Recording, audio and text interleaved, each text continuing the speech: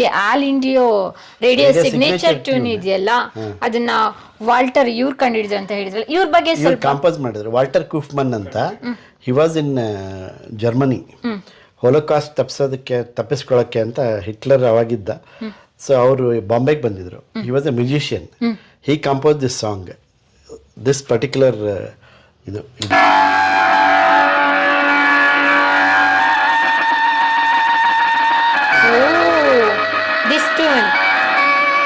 ನೆನಪಾಯ್ತಾ? ನೆನಪಾಯ್ತು. ಇದು all India radio signature tune ಅಂತ. ಓಕೆ. ಸಾರಿ 1942 43 ಅದನ್ನೇ ಕಂಪೋಸ್ ಮಾಡಿದವ್ರು ಇವರು. ಆ ಟ್ಯೂನ್ನಲ್ಲಿ ನಿಮಗೆ ಹತಾಶೆ ಇದೆ, ದುಃಖ ಇದೆ, ಹೋಪ್ ಇದೆ, ಪ್ರೀತಿ ಇದೆ. ಅದು ಕೇಳ್ತಾ ಕೇಳ್ತಾ ನಿಮ್ಗೆ ಅನುಭವ ಆಗುತ್ತೆ. ಒಂದ್ಸಾರಿ ಕೇಳಿದ್ರೆ ಆಗಲ್ಲ.